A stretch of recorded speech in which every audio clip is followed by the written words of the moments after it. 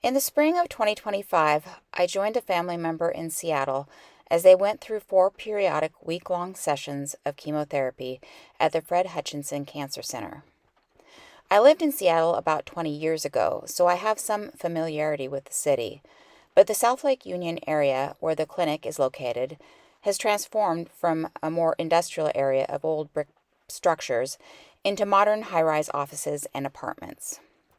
The logistics of managing travel, accommodations, shopping, and maneuvering through the clinic was complicated, and I wish that I had known the ins and outs beforehand. So I thought I'd make a video for others who will be getting treatment at Fred Hutch. The news of the diagnosis was sudden, so travel from out of state to Seattle had to be planned quickly. Wanting a hotel within walking distance to the clinic, there appeared to be 3 options: the Staybridge Suites, the Residence Inn, and the Silvercloud Hotel. The Residence Inn was closest to the clinic, only 2 blocks away, but the room available at the Staybridge Suites was a little less expensive, so we chose that hotel instead. The Silvercloud Hotel looked to be about the same distance from the clinic, but appeared to be farther away from any grocery store. I reserved our room at the Staybridge Suites online, but be careful to get your dates correct because there is a fee if you need to change your reservation. Arriving at SeaTac Airport, I was used to taking light rail from the airport into the city, but it doesn't stop close enough to the destination, and I didn't want to make a transfer, so we walked across the Skybridge to the parking area and went down a flight of stairs to the head of the line of taxis where the gentleman directed us to the next available ride. A taxi ride is about $45 from the airport into Seattle. Later, I would load the Yellow Cab app onto my phone, and it was easy to book a ride from the hotel back to the airport to head home after each treatment was completed. At first, we couldn't find our way into the hotel because it turns out that the building contains 2 hotels, the Staybridge Suites and the Even Hotels, and the doors to the Staybridge Suites section on Mercer Street are not used as an entrance. The entrance is on the Fairview Avenue side, where the reception desk is located for both hotels. A complimentary breakfast is served for the Even Hotels in the area beside the reception desk, but breakfast is served on a separate floor for those staying in the Staybridge Suites section. An electronic key is required to enter the hotel during evening hours, to use the elevators, and of course to enter your room. Our room at the hotel was a compact home away from home with a roomy refrigerator freezer and a 2-burner stovetop, microwave, toaster, coffee maker, dishes and silverware, and even a small dishwasher. We would mostly stay in the room and eating there after treatments during the week, so it was useful to have this tiny kitchen. There is also a common laundry room on another floor that is clean and easy to use. A few times, I bought takeout from a couple of nearby restaurants. My favorite was Vitality Bowls, which has breakfast and lunch dinner type options, including toast, wraps, bowls, and smoothies and juices, and it is very close to the hotel, located south up the hill 1 block at the corner of Fairview Avenue and Republican Street. Although we bought some food from restaurants, most of our food was from the grocery store. There is a small Indian grocery store nearby, Mayuri, but it didn't have everything that I needed, so I walked the 3 blocks west along Mercer Street and 5 blocks south along Westlake Avenue to get to Whole Foods Market at the corner of Westlake and Denny Way. The walk from Staybridge Suites to the Fred Hutch Cancer Clinic took about 10 minutes because there was usually a wait for the traffic light on Mercer Street, onto which highway funnels a tremendous amount of traffic, and then crossing Fairview Avenue, which is a busy city street. Turning right up Valley Street, there is a fairly steep climb up the hill to the clinic.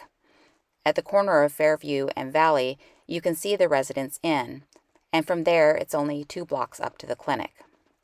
I didn't visit the Silvercloud Hotel, so don't have any information to share about that location, but the Fred Hutch shuttles that I'll talk about later list the Silvercloud Hotel as one of the stops. The next time, I reserved a room at the Behnke Family House. Fred Hutch offers temporary lodging facilities for patients receiving treatment along with their family. It isn't as expensive as the hotels and doesn't include the added hospitality tax required at city hotels for people on business or vacation. Call the number listed on the Fred Hutch website and they will reserve a room with the patient name and birth date.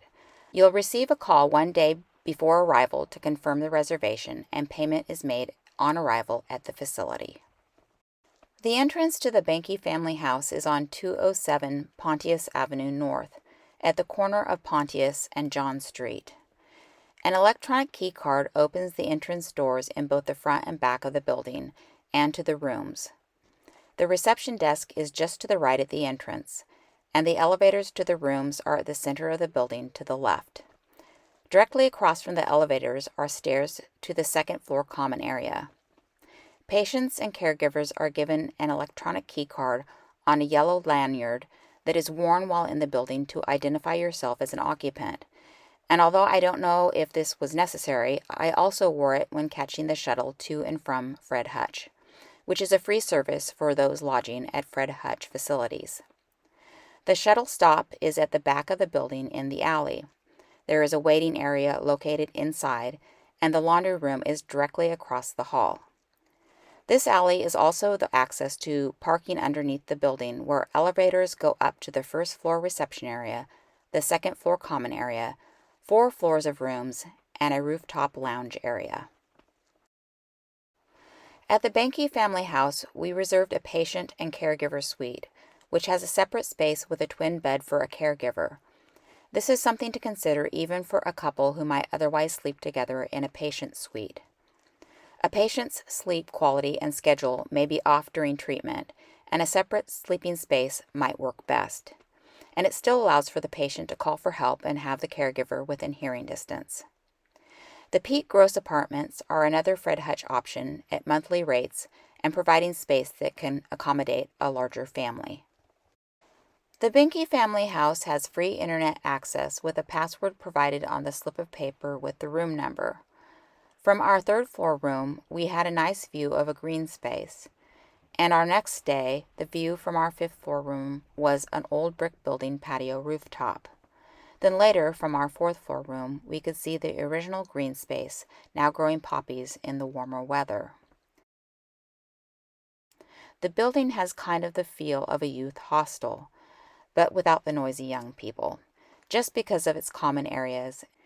Beyond use of the microwave, cooking is not allowed in the room and should be done in the shared kitchen area.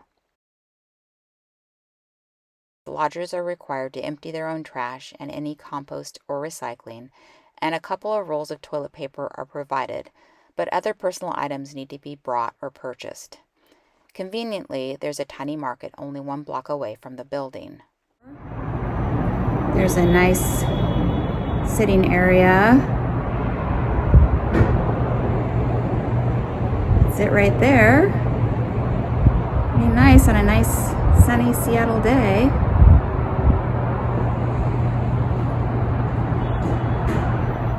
The shuttle is only about a 5-minute ride that takes you up a few blocks to Eastlake Avenue and then around the corner down to the Fred Hutch Cancer Center, Building 1.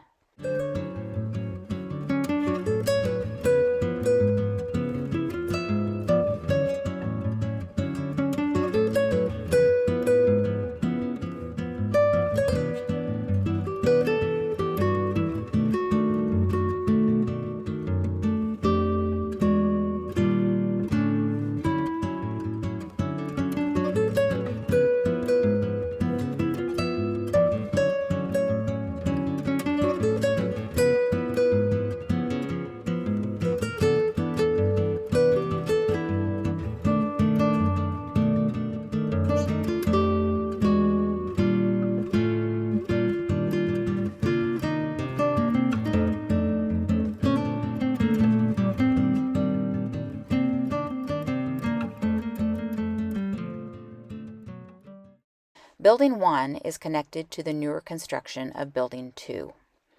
Across the street from Building 2 is the Yale Building. At the corner of Yale and Aloha Street is the Arnold Building.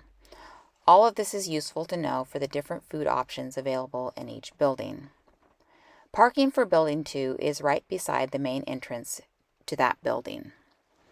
Walking into the entrance of Building 2 puts you on Floor A, and going up the elevator puts you on Floor 1.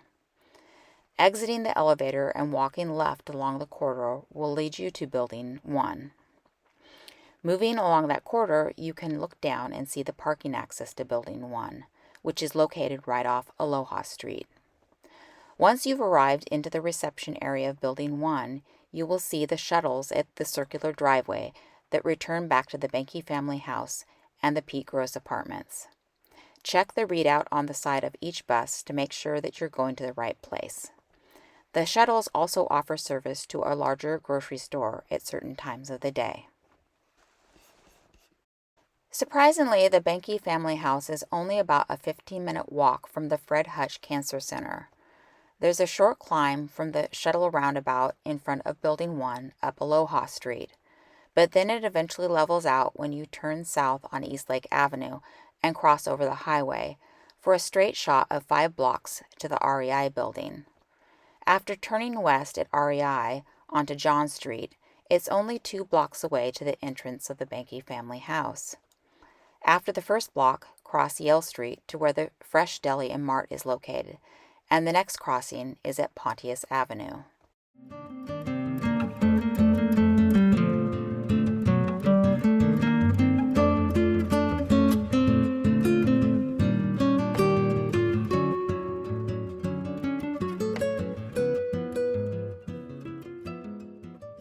I shopped at the Fresh Deli Mart a number of times, and it's a very clean little store with nice owners. They make sandwiches and even have a small selection of fresh fruit, plus you can find meals, snacks, and beverages, and a section in the back for household and personal items.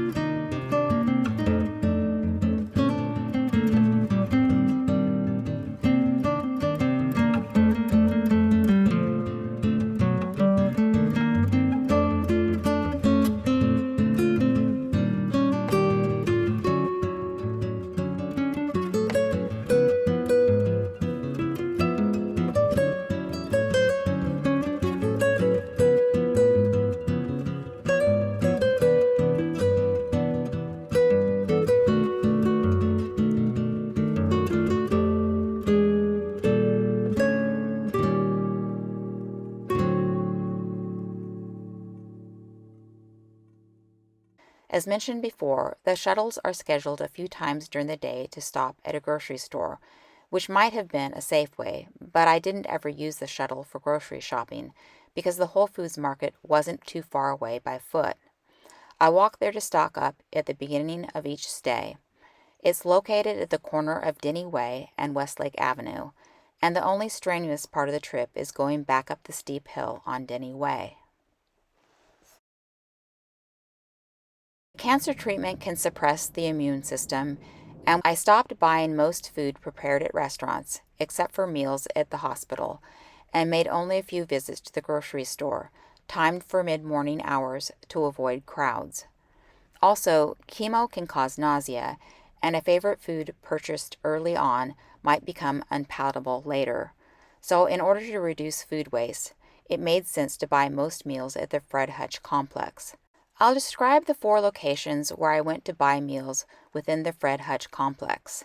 They have some offerings in common, but all have something specific to their location. The first spot is the Cafe Espresso Bar in the main entrance to Building 2, which is designated as Floor A. It is located at the back end of the floor and offers grab-and-go items, snacks, pastries, and espresso, but the smoothies were what was special about this spot for me. I bought them a couple times, and they were the highlight of my day. The next food location is the Red Brick Bistro in Building 1 on the 2nd floor.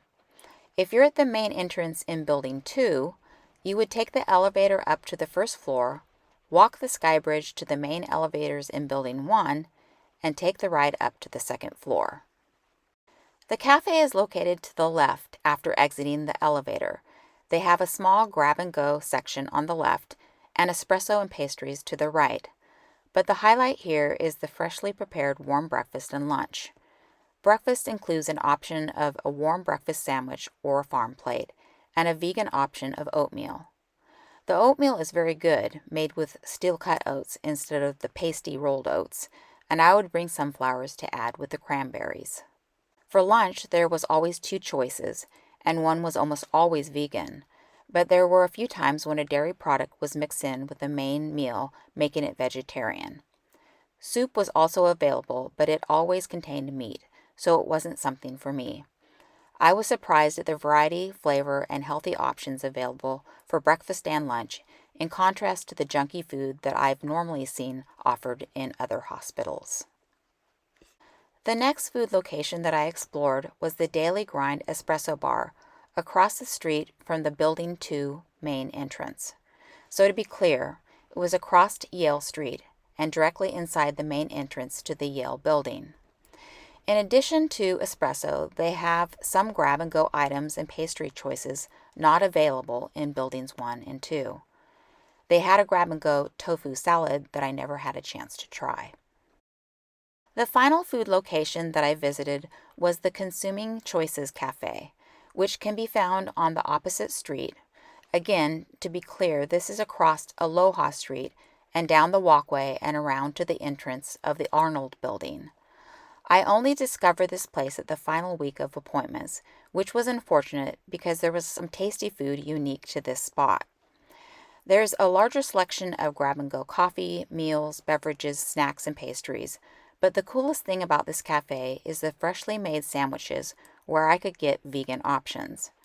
At first I was confused about how the sandwich ordering process worked, but you go up to the counter, fill out the sandwich order slip, and place it in the basket at the top of the counter. Then step back and wait for your name to be called. All food items are then purchased at the checkout counter at the far end of the room, and you hand the sandwich order slip to the cashier. I also found a vegan soup there, coconut curry, lentil, and kale, which was so good that I've been trying to reproduce the recipe at home. Treatment for my family member was in Building 2, and there are some snack options in vending machines on floors 2 through 5, where the layout on each floor is almost exactly the same. To the left, on exiting the elevator, there's a short corridor where restrooms are located, and at the end there's a seating area with snack and beverage vending machines, and a coffee machine that takes both cash and credit card. Back in the main reception space and across from the elevators is a place to fill your water container and a set of receptacles for waste and recyclable and compostable materials.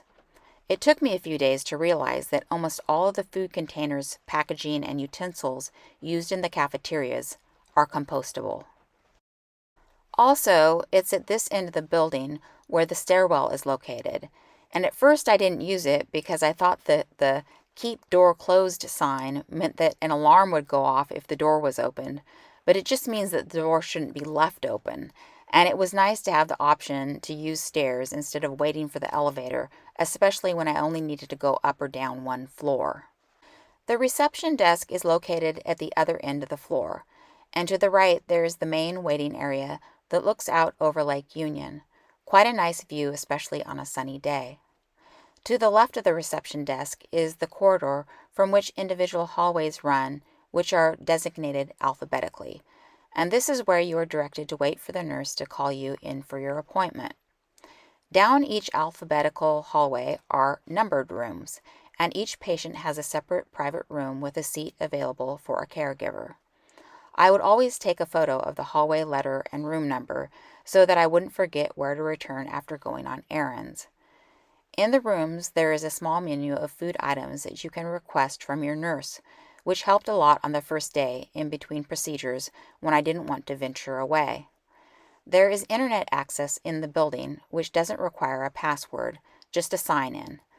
Those are some logistics, but one of the most important things to know about going to Fred Hutch for treatment is that the people there are very nice, and I'm not saying that in an offhand way like you would give a compliment out of politeness. We would spend most of the day in a room for treatment managed by a nurse, and they were the best, both in their kindness and in their skill. During those months of treatment, we would often have the same nurse from previous days, and they were all unique in their past experiences and their hopes for the future.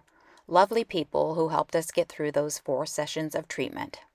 They came to the door on the final day with a card and well wishes for us. As we go forward with hope for the future, we wish them all the best in their lives, too.